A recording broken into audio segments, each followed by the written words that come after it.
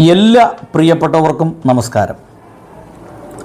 വളരെ ഞെട്ടിപ്പിക്കുന്നതായിട്ടുള്ള ഒരു വാർത്തയാണ് ഇസ്രായേൽ വെസ്റ്റ് ബാങ്കിനെ ആക്രമിക്കാൻ പോകുന്നു എന്നുള്ളത്.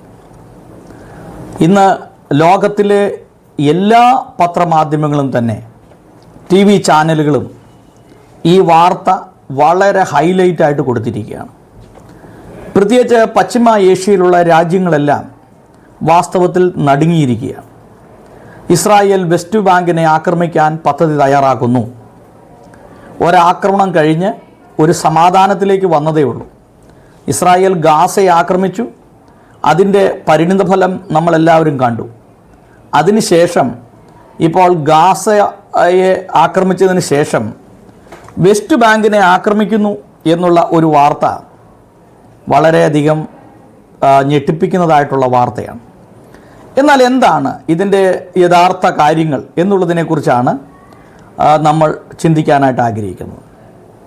അതായത് നമുക്കറിയാം, ഇസ്രായേൽ എന്ന് പറയുന്ന രാഷ്ട്രം 1948 രൂപീകൃതമായ ഒരു രാഷ്ട്രമാണ്. എന്നാൽ അതിന് വലിയ ചരിത്രപരമായ പശ്ചാത്തലമുണ്ട്.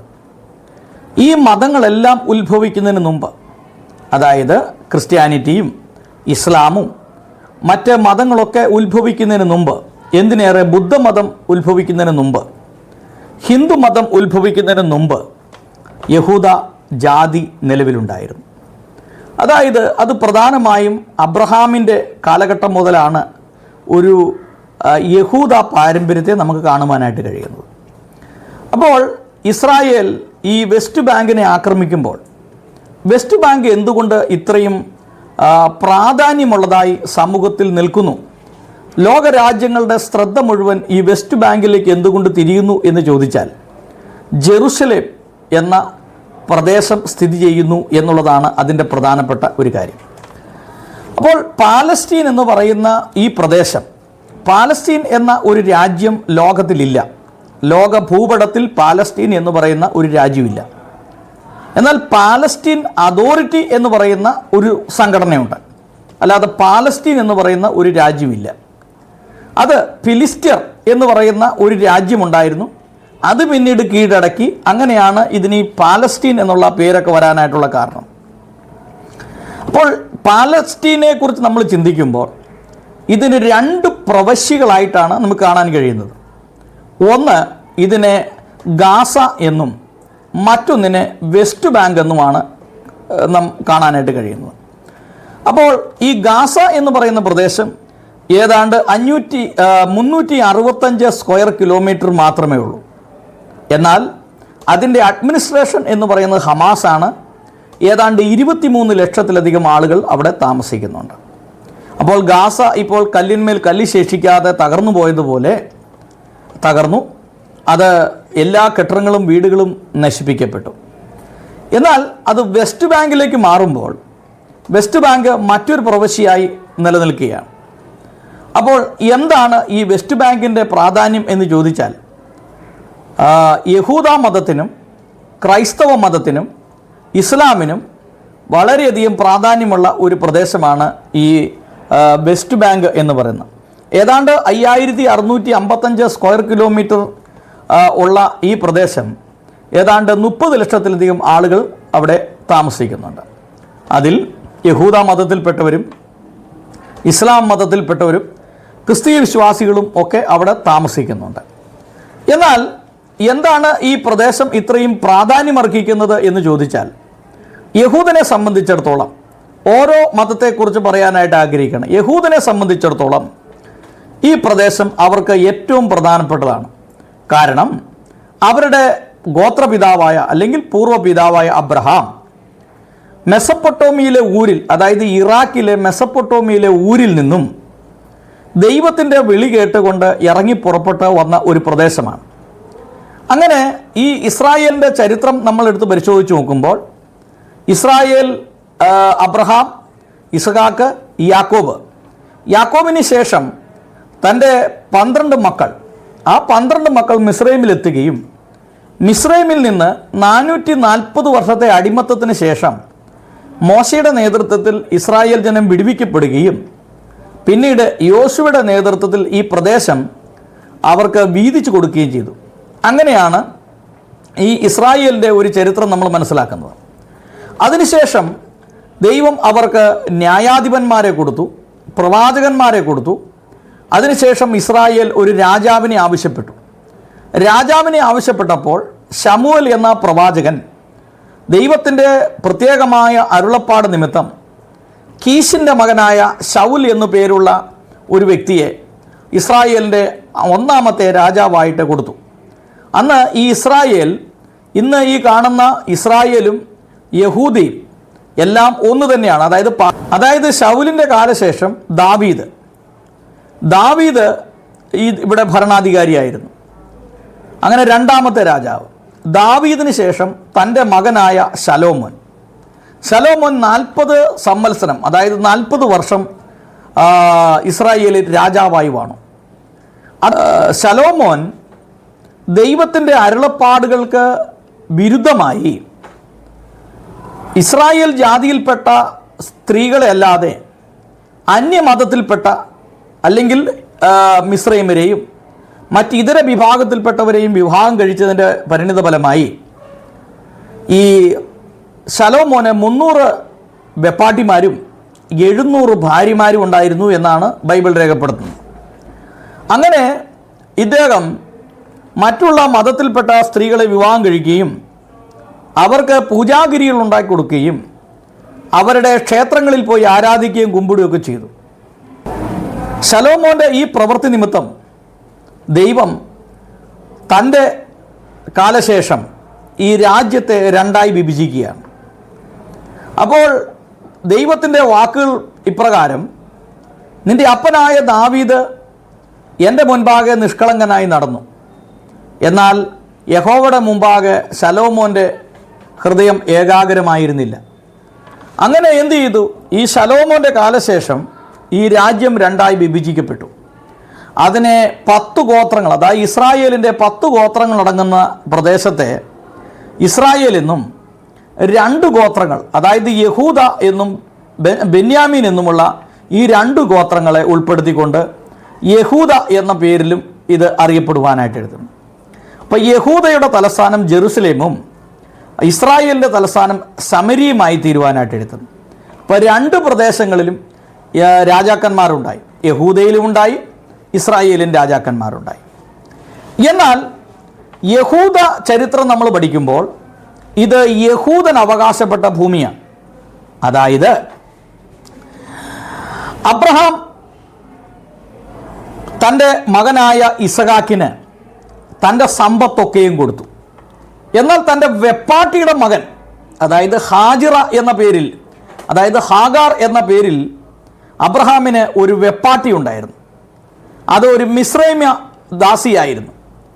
ആ വെപ്പാട്ടിയിൽ ഉണ്ടായ ഒരു മകനാണ് ഇസ്മായിൽ. അതിനെ ദാസി എന്നാണ് പറയുന്നത്. അപ്പോൾ ഈ ദാസിയുടെ മകനായ ഇസ്മായേലും അബ്രഹാമിൻ്റെ മകനാണ്. ദൈവത്തിൻ്റെ വാഗ്ദത്തമുണ്ട്, ഞാൻ നിൻ്റെ മകനെയും അനുഗ്രഹിക്കും, അവനെ സന്താനപുഷ്ടിയുള്ളവനായി അവനെ അനുഗ്രഹിക്കും. അതുകൊണ്ട് തന്നെ അവർ വളർന്ന് മുമ്പോട്ട് പോകുന്നു. അപ്പോൾ ഇസ്മായേലിനെ അബ്രഹാം ജീവിച്ചിരിക്കുമ്പോൾ തന്നെ തൻ്റെ സ്വത്തും സൗകര്യങ്ങളെല്ലാം ഈ ഇസഹാക്കിന് കൊടുത്തതിന് ശേഷം, സാറായിലുണ്ടായ ഇസഹാക്കിന് കൊടുത്തതിന് ശേഷം ഇസ്മായേലിനെ തൻ്റെ മകനായ ഇസഹാക്കിൻ്റെ അടുത്തുനിന്ന് ദൂരദേശത്തേക്ക് പറഞ്ഞയച്ചു. അങ്ങനെ ഇസ്മായേലിൻ്റെ സന്തതി പരമ്പരകളായി മുമ്പോട്ട് പോയ അറബികൾ അങ്ങനെ ഈ കിഴക്കോട്ട് യാത്ര ചെയ്ത് സൗദി അറേബ്യ മറ്റ് പ്രദേശങ്ങളിലൊക്കെ അവർ സഞ്ചരിച്ചു. അങ്ങനെ അവിടെ താമസിക്കുന്നവരെ അബ്രഹാമിൻ്റെ സന്തതി പരമ്പരയാണെങ്കിലും അവരെ അറബികൾ എന്ന പേരിലാണ് അറിയപ്പെടുന്നത്. അറബികളും മുസ്ലിങ്ങളും രണ്ടും രണ്ടാണ്.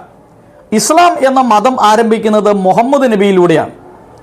അറബികളും ഇസ്ലാമും തമ്മിൽ യാതൊരു വിധമായ ബന്ധങ്ങളും പറയാനായിട്ട് സാധ്യമല്ല. അപ്പോൾ ഇസ്ലാമിൻ്റെ സന്തതി പരമ്പരകൾ എന്ന് പറയുമ്പോൾ ഇസ്ലാമിൻ്റെ പൂർവിക പിതാവ് എന്ന് പറയുമ്പോൾ ലോത്താണ് എന്ന് ഒരു ചരിത്രം പറയുന്നുണ്ട്. അത് പ്രധാനമായിട്ടും ക്രൈസ്തവ സമൂഹത്തിലെ ഈ വിഷയത്തെക്കുറിച്ച് ആധികാരികമായി കൈകാര്യം ചെയ്യുന്ന പാസ്റ്റർ അനിൽ കൊടിത്തോട്ടത്തിൻ്റെ ഒരു പ്രസംഗത്തിൽ നിന്നും അദ്ദേഹത്തിൻ്റെ ഒരു ക്ലാസ്സിൽ നിന്നും ഇന്നീ കാണുന്ന ഇസ്ലാം എന്ന് പറയുന്നത് ഒരിക്കലും അബ്രഹാമിൻ്റെ സന്തതി പരമ്പരയിൽപ്പെട്ടവരല്ല, മറിച്ച് അവർ ലോത്തിൻ്റെ സന്തതി പരമ്പരയിൽപ്പെട്ടവരാണ് എന്നാണ് അദ്ദേഹം ഉന്നയിക്കുന്ന ഒരു വാദം. അപ്പം ഈ വിഷയത്തെക്കുറിച്ച് കൂടുതൽ അറിയണമെങ്കിൽ നിങ്ങൾ അദ്ദേഹത്തോട് തന്നെ ചോദിക്കേണ്ടിയിരിക്കുന്നു. അദ്ദേഹത്തിൻ്റെ പ്രസംഗത്തിൽ നിന്ന് ഒരു ഭാഗം ഞാൻ കോട്ട് ചെയ്തു എന്ന് മാത്രമേ ഉള്ളൂ. ഇന്ന് കാണുന്ന ഇസ്ലാം, മുഹമ്മദ് നബിയുടെ നേതൃത്വത്തിൽ ആരംഭിച്ച ഇസ്ലാം എന്ന മതം, അത് ലോത്ത്, അതായത് ലൂത്ത് നബി, അതായത് ലോത്തിൻ്റെ സന്തതി പരമ്പരയിൽപ്പെട്ടവരാണ് എന്നാണ് ഇപ്പോൾ ചില വേദപണ്ഡിതന്മാർ മുമ്പോട്ട് വെക്കുന്നതായിട്ടുള്ള ആശയം. ഞാനതിനെ യോജിക്കുകയോ എതിർക്കുകയല്ല ചെയ്യുന്നത്. പക്ഷേ ആ വിഷയത്തിൻ്റെ സത്യസന്ധത എന്താണ് എന്ന് നിങ്ങൾ അവരോട് തന്നെ ചോദിക്കേണ്ടിയിരിക്കുന്നു. അപ്പോൾ എന്തായാലും ഇങ്ങനെ ഒരു പ്രസംഗം ഞാൻ കേട്ടു. അതിനെ വിമർശിച്ചുകൊണ്ടോ അതിനെ എതിർത്തുകൊണ്ടോ ഒരാൾ പോലും രംഗത്ത് വന്നില്ല എന്നും കാണുവാനായിട്ടിടയായി. പ്രത്യേകിച്ച് പെരുമ്പാവൂർ കേന്ദ്രമാക്കി പ്രവർത്തിക്കുന്ന, പണ്ട് ഒരു പെന്തക്കോസുകാരനായിരുന്ന, ഇപ്പോൾ ഇസ്ലാമായി തീർന്ന മുഹമ്മദ് ഈസ എന്ന പേരിലുള്ള ഒരു വ്യക്തി, അദ്ദേഹവും പോലും ഇതുമായി ബന്ധപ്പെട്ട് ഈ പാസ്റ്റർ അനിൽ കൊടിത്തോട്ടം പറഞ്ഞത് തെറ്റാണ് എന്ന് സ്ഥാപിക്കാൻ ഇതുവരെ രംഗത്ത് വന്നില്ല എന്ന് മാത്രമല്ല, എൻ്റെ അറിവനുസരിച്ച് ഈ വെല്ലുവിളിയെ ഏറ്റെടുക്കാൻ ഒരൊറ്റ ഇസ്ലാമിസ്റ്റുകൾ പോലും തയ്യാറായില്ല, ഒരൊറ്റ ഉസ്താദുകൾ പോലും തയ്യാറായില്ല എന്നുള്ളതാണ് എനിക്കറിയാനായിട്ട് കഴിഞ്ഞത്. അപ്പോൾ ഇസ്ലാം എന്ന് പറയുന്നത് മുഹമ്മദ് നബിയുടെ നിന്ന് ആരംഭിച്ചതാണ് എന്നും അവരുടെ പൂർവ്വ പിതാവായി കണക്കാക്കപ്പെടുന്ന ലൂത്ത് നബി, അതായത് ലോത്താണ് എന്നും പൊതുവെ ക്രൈസ്തവ വേദ പണ്ഡിതന്മാർ പറയുമ്പോൾ ഇതിൻ്റെ യാഥാർത്ഥ്യം എന്താണ്, ഇതിൻ്റെ സത്യാവസ്ഥ എന്താണ് എന്ന് തെളിയിക്കേണ്ട ഉത്തരവാദിത്വം ഉസ്താദുമാർക്കും പ്രത്യേകിച്ച് ഈ മുഹമ്മദ് ഈസയെ പോലെയുള്ള ആളുകൾക്കും ഉണ്ട്. അവർ അതിന് തയ്യാറാകട്ടെ എന്നാണ് എനിക്ക് പറയാനായിട്ടുള്ളത്. അപ്പോൾ എന്തായാലും മുഹമ്മദ് നബിയുടെ കാലത്തോടു കൂടിയാണ് AD 6ാം നൂറ്റാണ്ടിലാണ് ഇസ്ലാം രൂപീകൃതമാകുന്നത്. അതിനു മുമ്പ് ഇസ്ലാം എന്ന് പറയുന്ന ഒരു വിഭാഗം ഉണ്ടായിരുന്നില്ല, അറബികളുണ്ടായിരുന്നു. ഈ അറബികൾ എന്ന് പറയുന്നത് ഇസ്മായിലിൻ്റെ സന്തതി പരമ്പരയിൽപ്പെട്ടവരാണ് എന്ന് നമുക്ക് അറിയാൻ കഴിയും. കാരണം അവർ അബ്രഹാം ജീവിച്ചിരിക്കുമ്പോൾ തന്നെ ഇസ്മായിലിന് ഈ കൊടുക്കാനുള്ളതെല്ലാം കൊടുത്ത് അവനെ തൻ്റെ മകനായ വാഗ്ദത്ത സന്തതിയായ ഇസ്ഹാക്കിൽ നിന്ന് ദൂരത്തേക്ക് അയച്ചു എന്നാണ് വേദപുസ്തകം നമ്മളെ പഠിപ്പിക്കുന്നത്. അപ്പോൾ എന്തുകൊണ്ട് യഹൂദന് ഈ പാലസ്തീൻ, അതായത് വെസ്റ്റ് ബാങ്ക് ഇമ്പോർട്ടൻ്റ് ആകുന്നു, പ്രാധാന്യമുള്ളതാകുത്തീരുന്നു എന്ന് ചോദിച്ചാൽ, ഒന്ന്, അവരുടെ പൂർവിക പിതാവായ അബ്രഹാമിൻ്റെ ഖബറിടം, അതായത് അബ്രഹാം മരിക്കുന്നതിന് മുമ്പ് തൻ്റെ ഭാര്യയായ സാറ മരിച്ചു. സാറ മരിച്ചതിന് ശേഷം സാറയെ അടക്കുവാൻ വേണ്ടി ഒരു പ്രദേശം അന്വേഷിച്ച് കണ്ടുപിടിച്ചു. അങ്ങനെ ഒരു വ്യക്തിയോട്, ഒരു എഫ്രാൻ എന്ന ഒരു വ്യക്തിയോട് 400 ശെക്കൽ തൂക്കിക്കൊടുത്ത്, വെള്ളി തൂക്കിക്കൊടുത്ത് ഈ പ്രദേശം വാങ്ങിക്കുകയാണ്. അത് ഹെബ്രോനിലാണ്.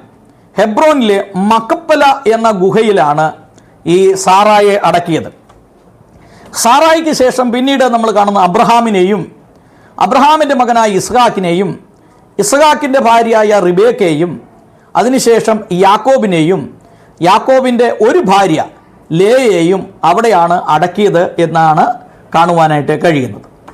അപ്പോൾ ഇങ്ങനെ ഉള്ള അബ്രഹാമിൻ്റെയും സാറായുടെയും ഇസ്ഹാക്കിൻ്റെയും റിബേക്കയുടെയും യാക്കോബിൻ്റെയും ലേയയുടെയും കല്ലറകൾ സ്ഥിതി ചെയ്യുന്ന ഈ ഹെബ്രോൻ എന്ന പ്രദേശം ഇവിടെയാണ്. അപ്പോൾ ഈ പ്രദേശത്തിന് വേണ്ടിയാണ് വലിയ വാദം നടക്കുന്നത്. അപ്പോൾ മുസ്ലിങ്ങളെ സംബന്ധിച്ചിടത്തോളം, ഇസ്ലാമിനെ സംബന്ധിച്ചിടത്തോളം അവർ പറയുന്നത് അബ്രഹാം ഞങ്ങളുടെ പിതാവാണ്, അത് ഇബ്രാഹിം നബി ഞങ്ങളുടെ ആളാണ്, അതുകൊണ്ട് ഞങ്ങളുടെ ആളിനെ അടക്കിയേക്കുന്ന ഈ സ്ഥലം ഞങ്ങൾക്ക് വേണം. ഇതാണ് ഇവർ മുമ്പോട്ട് വെക്കുന്ന ഒരു വാദഗതി. അപ്പോൾ എന്തുകൊണ്ട് ഇസ്രായേലിന്, അതായത് യഹൂദിന് ഇത് പ്രാധാന്യമാകുന്നു എന്ന് ചോദിച്ചാൽ, ഒന്ന്, അബ്രഹാമിൻ്റെ ശവക്കല്ലറ, അതിനുശേഷം നമ്മൾ നോക്കുമ്പോൾ ജെറുസലേം ദേവാലയം സ്ഥിതി ചെയ്തിരുന്ന സ്ഥലം, അതിനു മുമ്പ് സമാഗമന കൂടാരം സ്ഥിതി ചെയ്തിരുന്ന സ്ഥലം, ഇങ്ങനെ ഒരുപാട് കാര്യങ്ങൾ അവരുമായി ബന്ധപ്പെട്ടുണ്ട്. അതുമാത്രമല്ല, അവിടെ ശേഖേമുണ്ട്, അവിടെ അബ്രഹാം അവിടെയാണ് ജീവിച്ചിരുന്നത്.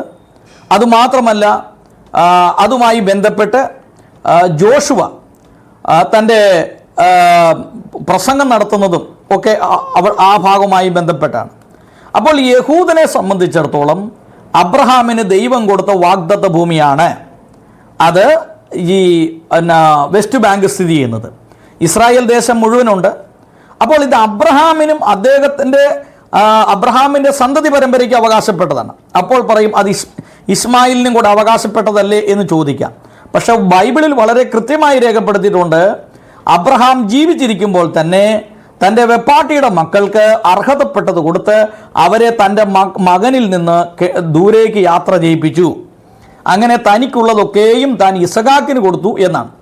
അങ്ങനെ വരുമ്പോൾ ഈ അറബികൾക്ക് ഈ പ്രദേശവുമായി യാതൊരു വിധമായ അവകാശങ്ങളുമില്ല. പിന്നെ അവരുടെ പൂർവിക പിതാവ് എന്ന രീതിയിൽ അവർക്ക് വന്ന് കല്ലറ കാണുകയോ പ്രാർത്ഥിക്കുകയോ വിളക്ക് കത്തിക്കുകയോ ഒക്കെ ചെയ്തിട്ട് പോകാം. പക്ഷേ എന്നാൽ ഇതുമായി ബന്ധപ്പെട്ട് ബൈബിൾ അടിസ്ഥാനത്തിൽ പറയുമ്പോൾ യാതൊരു വിധമായ അവകാശങ്ങളും അവർക്കില്ല എന്നുള്ളതാണ് ഞാൻ മനസ്സിലാക്കുന്നത്. ഇനി രണ്ടാമത് ക്രിസ്ത്യാനിറ്റി. ക്രൈസ്തവ സമൂഹത്തിന് എന്താണ് ഇതിവിടെ പ്രാധാന്യം എന്ന് ചോദിച്ചാൽ, കർത്താവായ യേശു ക്രിസ്തുവിൻ്റെ ജനന സ്ഥലം അവിടെയാണ്, ബേത്ലഹേം. അതുകൊണ്ട് മീഖാ പ്രവാചകന്റെ പുസ്തകം 5-ാം അധ്യായം 2-ാം വാക്യത്തിൽ പറയുന്നു, നീയോ ബേത്ലഹേം എഫ്രാത്തേ, നീ യഹൂദ സഹസ്രങ്ങളിൽ ചെറുതായിരുന്നാലും ഇസ്രായേലിന് മേയ്പ്പാനുള്ള തലവൻ എനിക്ക് നിന്നിൽ നിന്ന് പുറപ്പെട്ടു വരും. അങ്ങനെ കർത്താവായ യേശു ക്രിസ്തുവിൻ്റെ ജനന സ്ഥലം എന്ന് പറയുന്നത് ബേത്ലഹേമാണ്, യഹൂദയിലെ ബേത്ലഹേം. അത് ക്രിസ്ത്യാനികൾക്ക് പ്രധാനപ്പെട്ട സ്ഥലമാണ്. 2, യേശു കർത്താവിൻ്റെ മിനിസ്ട്രി നടന്നതും ഈ പ്രദേശങ്ങളെ കേന്ദ്രീകരിച്ചാണ്. 3, ജോൺ ബാപ്റ്റിസ്റ്റിനെ നമുക്കവിടെ കാണുവാനായിട്ട് കഴിയുന്നു. ഇനി അതിൽ നിന്ന് ഏറ്റവും വലിയ പ്രത്യേകത, 1-ാമത്തെ സഭ ജെറുസലേമിലാണ് രൂപം കൊണ്ടത്. അതായത് കർത്താവായ യേശു ക്രിസ്തു ഉയർത്തെഴുന്നേറ്റ് സ്വർഗാരോഹണം ചെയ്യുന്നതിന് മുമ്പ് തൻ്റെ ശിഷ്യന്മാരോട് പറഞ്ഞു, ഞാൻ പരിശുദ്ധാത്മാവെന്ന കാര്യസ്ഥനെ നിങ്ങൾക്ക് അയക്കും. അതുകൊണ്ട് നിങ്ങൾ യെരുശലേമിൽ നിന്ന് വാങ്ങിപ്പോകാതെ എന്നോട് കേട്ട പിതാവിൻ്റെ വാഗ്ദത്തത്തിനായി കാത്തിരിക്കണം. അങ്ങനെ ജെറുസലേമിൽ കാത്തിരുന്ന ഈ ഇസ്രായേൽ ഈ ശിഷ്യന്മാർക്ക് പരിശുദ്ധാത്മാവ് വന്നതും ഈ ജെറുസലേമിലാണ്. അതായത് ക്രൈസ്തവരെ സംബന്ധിച്ചിടത്തോളം 1-ാമത്തെ ക്രൈസ്തവ സഭ രൂപീകൃതമായത് ജെറുസലേമിലാണ്. അപ്പോൾ 2 കാര്യങ്ങൾ ഞാൻ പറഞ്ഞു. ഒന്ന്, യഹൂദൻ എന്താണ് ഈ വെസ്റ്റ് ബാങ്കിൽ കാര്യം, യഹൂദൻ എന്താണ് ഈ ക്രിസ്ത്യാനിക്ക് എന്താണ് ഈ വെസ്റ്റ് ബാങ്കിൽ കാര്യം, ഈ 2 കാര്യങ്ങൾ ഞാൻ പറഞ്ഞു. 3, അപ്പോൾ നമ്മൾ ചോദിക്കും മുസ്ലിമിന് എന്താണ് ഇവിടെ കാര്യം. അപ്പോൾ അതുമായി ബന്ധപ്പെട്ട് പറയുമ്പോൾ AD 634 മുതൽ 38 വരെയുള്ള കാലഘട്ടങ്ങളിൽ മുഹമ്മദിന് ശേഷമുണ്ടായ ഖലീഫ ഉമർ ഈ പ്രദേശത്തെ പിടിച്ചടക്കി, പാലസ്തീൻ പ്രദേശം ആക്രമിച്ച് കീഴടക്കാനായിട്ട് 1-2 പ്രധാനപ്പെട്ട കാരണങ്ങളുണ്ട്. അപ്പോൾ ഇപ്പോൾ നമുക്കവിടെ ഒരു മോസ്ക് കാണാം. അതിന് അൽ അക്സ മോസ്ക് എന്നാണ് അറിയപ്പെടുന്നത്. അത് 3-ാമത്തെ മുസ്ലിങ്ങളുടെ ഏറ്റവും പ്രധാനപ്പെട്ട സ്ഥലമായിട്ടാണ് അതിനെ ചിത്രീകരിച്ചിരിക്കുന്നത്. എന്താണ്, മക്കയും മദീനയും കഴിഞ്ഞാൽ 3-ാമത്തെ ഒരു സ്ഥലമായിട്ടാണ് ഇതിനെ കണ്ടിരിക്കുന്നത്. അതിന് കാരണമുണ്ട്. മുഹമ്മദ് നബി തൻ്റെ യാത്രയുമായി ബന്ധപ്പെട്ട് ഒരു ദിവസം ഈ പ്രദേശത്ത് താമസിച്ചു എന്നുള്ളതാണ് പ്രധാനപ്പെട്ട ഒരു കാര്യം. അപ്പോൾ മുഹമ്മദ് നബി കാലുകുത്തിയ ഒരു പ്രദേശമാണ്, ഒരു ദിവസം താമസിച്ച സ്ഥലമാണ്. അതുകൊണ്ട് അവരവിടെ ഒരു മോസ്ക് പണിതിട്ടുണ്ട്. അതുകൊണ്ട് മുഹമ്മദ് നബി ഒരു ദിവസം വിശ്രമിച്ച ഒരു സ്ഥലം എന്ന രീതിയിൽ ആ അൽ അക്സ മോസ്ക് അവിടെ സ്ഥിതി ചെയ്യുമ്പോൾ അത് മുഹമ്മദ് നബി പ്രയാണം ചെയ്ത പ്രദേശമായതുകൊണ്ട് ഇത് ഞങ്ങൾക്ക് അവകാശപ്പെട്ടതാണ് എന്നവർ അവകാശപ്പെടുന്നു. 2-ാമത് നമ്മൾ കാണുന്നത് ഈ പ്രദേശത്തു നിന്നാണ് മുഹമ്മദ് നബി സ്വർഗാരോഹണം ചെയ്തത് എന്നുള്ള ഒരു ചിന്തയും ഇവർ മുമ്പോട്ട് വയ്ക്കുകയാണ്. അപ്പോൾ 2 പ്രധാനപ്പെട്ട കാര്യങ്ങൾ ഇസ്ലാമുമായി ബന്ധപ്പെട്ട് അവിടെ നിൽക്കുകയാണ്. എന്നാൽ മുഹമ്മദ് നബിയുടെ മരണം എപ്രകാരമായിരുന്നു എന്ന് ചരിത്രം തന്നെ രേഖപ്പെടുത്തുന്നുണ്ട്. അത് ഇപ്പോൾ പറയുവാനായിട്ട് ആഗ്രഹിക്കുന്നില്ല. മുഹമ്മദ് നബി എങ്ങനെയാണ് മരണപ്പെട്ടത് എന്നുള്ളതിനെക്കുറിച്ച് വലിയ ചർച്ചകളൊക്കെ ഇപ്പോൾ നടന്നുകൊണ്ടിരിക്കുകയാണ്. അപ്പോൾ ഈ കാര്യങ്ങൾ ഞാൻ 3 കാര്യങ്ങൾ പറഞ്ഞു. എന്തുകൊണ്ടാണ് യഹൂദിന് ഇത് പ്രാധാന്യം, എന്തുകൊണ്ടാണ് ക്രിസ്ത്യാനിക്ക് ഇത് പ്രാധാന്യം, എന്തുകൊണ്ടാണ് മുസ്ലിമിന് ഇത് പ്രാധാന്യം. അപ്പോൾ ഈ പ്രദേശം ലോകത്തിൽ യുദ്ധം നടക്കുന്നത് മുഴുവൻ ജെറുസലേമിന് വേണ്ടിയാണ്. ജെറുസലേം എന്ന് പറയുന്നത് മഹാരാജാവിൻ്റെ നഗരം എന്നാണ് അതിൻ്റെ പേര്. അവിടെ യേശുവിൻ്റെ ജനന സ്ഥലമാണ്. അപ്പോൾ ഹോളി പ്ലേസ്, വിശുദ്ധ നാട് എന്നൊക്കെ നമ്മൾ പറയും. അപ്പം യേശുവിൻ്റെ ജനനസ്ഥലത്തിന് വേണ്ടിയാണ് ഈ പ്രശ്നങ്ങൾ മുഴുവൻ നടക്കുന്നത്. അതോടൊപ്പം തന്നെ അബ്രഹാമിൻ്റെ ശവകുടീരം അവിടെയുണ്ട്. അതുപോലെ തന്നെ ജെറുസലേം ദേവാലയം സ്ഥിതി ചെയ്തിരുന്ന സ്ഥലമാണ്. അതോടൊപ്പം ഈ അലാസ്ക മോസ്ക് ഉണ്ട്. ഇതുമായി ബന്ധപ്പെട്ട് ഈ പ്രദേശങ്ങൾ 3 മതവിഭാഗത്തിലും വളരെ പ്രാധാന്യമർഹിക്കുന്നതാണ് എന്നാണ് നമുക്ക് മനസ്സിലാക്കുവാൻ കഴിയുന്നത്. അതുകൊണ്ട് തന്നെ ഈ 3 മതവിഭാഗക്കാരെയും അവിടെ വിലക്കിയിട്ടില്ല എന്ന് മാത്രമല്ല, അവർക്കവിടെ പോയി പ്രാർത്ഥിക്കാനുള്ള അവകാശമുണ്ട്, സ്വാതന്ത്ര്യമുണ്ട് എന്നുള്ളതാണ്. എന്നാൽ ആത്യന്തികമായി പറയുമ്പോൾ ഇത് യഹൂദൻ്റെ സ്ഥലമാണ്, യഹൂദന് ദൈവം കൊടുത്ത സ്ഥലമാണ്. അതുകൊണ്ട് തന്നെ അബ്രഹാം ജീവിച്ചിരിക്കുമ്പോൾ തന്നെ തൻ്റെ മകനായ ഇസ്മായേലിന് എന്ന് പറഞ്ഞാൽ തൻ്റെ ദാസിയിലുണ്ടായ, അതായത് സാറായുടെ ദാസിയിലുണ്ടായ മകന് കൊടുക്കേണ്ടതെല്ലാം കൊടുത്ത് അവനെ ഇവിടുന്ന് പാലായനം ചെയ്യിപ്പിച്ചു. അത് ബൈബിളിൽ കൃത്യമായ രേഖകളുണ്ട്. അപ്പോൾ അങ്ങനെ വരുമ്പോൾ യഹൂദൻ അവകാശപ്പെട്ട ഈ പ്രദേശത്തെ യഹൂദൻ്റെ പാലായനത്തിന് ശേഷം AD 70 ജെറുസലേം ദേവാലയം തകർക്കപ്പെട്ടപ്പോൾ അതിനുശേഷം പാലായനം ചെയ്ത യഹൂദന്മാർ ലോകത്തിൻ്റെ 130-ലധികം രാജ്യങ്ങളിലൂടെ സഞ്ചരിച്ചു. അങ്ങനെ ഇരിക്കുന്ന കാലഘട്ടങ്ങളിൽ ഈ പ്രദേശം ക്രൈസ്തവ സമൂഹത്തിൻ്റെ കീഴിലായിരുന്നു. അപ്പോൾ ക്രിസ്ത്യാനികൾ, അറബി ക്രിസ്ത്യാനികളൊക്കെ ഒരുപാടുണ്ടായിരുന്നു. അപ്പോൾ ഈ പ്രദേശമെല്ലാം ക്രൈസ്തവ സമൂഹത്തിൻ്റെ കീഴിലായിരുന്നു. എന്നാൽ AD 634 ശേഷമുള്ള കാലഘട്ടങ്ങളിൽ മുഹമ്മദിയർ ഈ പ്രദേശത്തെ ആക്രമിച്ച് കീഴടക്കി. അങ്ങനെയാണ് ഇത് ഇവരുടെ കയ്യിലെത്തപ്പെടുവാനായിട്ടുള്ള സാഹചര്യം. അതുമാത്രമല്ല, യൂറോപ്പിലെ ഇപ്പോൾ തുർക്കി, സിറിയ, ലെബനോൻ, ഈ പ്രദേശങ്ങളെ എല്ലാം ഇവർ മുഹമ്മദിയർ ആക്രമിച്ച് കീഴടക്കി. ഈ പ്രദേശത്തെ ആക്രമിച്ച് കീഴടക്കി അവർ അവരുടെ മതം അവിടെ സ്ഥാപിച്ചു. ക്രൈസ്തവ ദേവാലയങ്ങൾ അവർ ഇടിച്ചു നിരത്തി തല്ലിപ്പൊളിച്ചു നശിപ്പിച്ചു. അങ്ങനെയാണ് ഇതിൻ്റെ ഒരു ചരിത്രം പറഞ്ഞത്. അപ്പോൾ ഈ ചരിത്രങ്ങളെല്ലാം ഇവിടെ നിലനിൽക്കുമ്പോൾ ഇസ്രായേൽ വെസ്റ്റ് ബാങ്കിനെ ആക്രമിക്കുന്നു എങ്കിൽ, അത് പിടിച്ചെടുക്കാൻ താല്പര്യപ്പെടുന്നു എങ്കിൽ അതവരുടെ റൈറ്റാണ് എന്നുള്ളതാണ് ഞാൻ മനസ്സിലാക്കുന്നത്. കാരണം അത് യഹൂദന് അവകാശപ്പെട്ടതാണ്. ഇപ്പോൾ അതിനെ അമേരിക്ക എതിർത്താലും കാനഡ എതിർത്താലും അല്ലെങ്കിൽ മറ്റുള്ള അറബി രാജ്യങ്ങൾ എതിർത്താലും അത് യഹൂദനെ സംബന്ധിച്ച് അവകാശപ്പെട്ട ഒരു ഭൂമി ആയതുകൊണ്ട് അത് പിടിച്ചെടുത്ത് അത് ഇസ്രായേലിൻ്റെ ഭാഗമാക്കുകയാണ് ചെയ്യേണ്ടത് എന്നുള്ളതാണ് ഒരു പൊതുവെ ഒരു നിരീക്ഷകൻ എന്ന നിലയ്ക്ക് എനിക്ക് പറയാനായിട്ടുള്ളത്. അതുകൊണ്ട് മുഹമ്മദിയർ AD 634 ശേഷം പിടിച്ചെടുത്ത ഈ ഭൂമി അത് യഹൂദന്മാർ പിടിച്ചെടുക്കുകയും അവരുടെ മോസ്ക് അവിടെ സ്ഥിതി ചെയ്യുമ്പോൾ അവർക്ക് പ്രാർത്ഥിക്കാനും പോകാനും വരാനൊക്കെ അനുവാദം കൊടുക്കരുതെന്നല്ല, അവർക്ക് അവരുടെ മതവിശ്വാസങ്ങളെ പിന്തുടരാനും പ്രാർത്ഥിക്കാനും ഒക്കെ അവസരം കൊടുക്കുന്നതിനോടൊപ്പം തന്നെ ജെറുസലേമിനെ ഇസ്രായേലിൻ്റെ ഭാഗമാക്കുകയും ഇസ്രായേലിൻ്റെ ഒരു ക്യാപിറ്റലായി, തലസ്ഥാനമായി ജെറുസലേമിനെ പ്രഖ്യാപിക്കുകയും ചെയ്യണം.